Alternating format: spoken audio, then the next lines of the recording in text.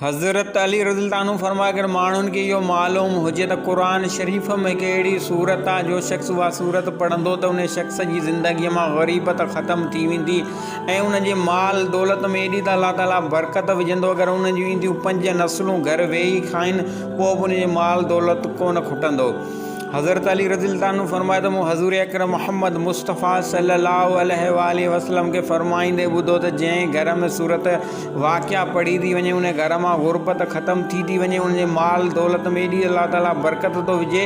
अगरि उन जूं ईंदियूं 5 नस्लूं घर वेही खाइनि पोइ बि उन माल दौलत कोन खुटंदो।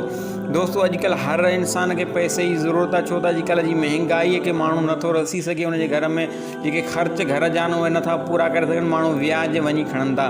पर असांजी इहा ग़लती, असां क़ुरान शरीफ़ खे वेड़े सुठे कपिड़े में अलमारियुनि में रखी छॾियो। अगरि उहो पढ़ूं त असांजी ज़िंदगीअ में तकलीफ़ूं ऐं परेशानियूं ख़तमु थी वेंदियूं, छो त अल्लाह ताला क़ुरान शरीफ़ में हर मसइले जो हल रखियो आहे। हज़ूर अकरम मोहम्मद मुस्तफ़ा सल्लल्लाहु अलैहि वसल्लम इरशाद फरमायो त जंहिं घर में सूरत वाक़िया पढ़ी थी वञे उन घर मां ग़रीबत ख़तमु थी वञे, उन जे माल दौलत में एॾी त बरकत अल्लाह थो विझे।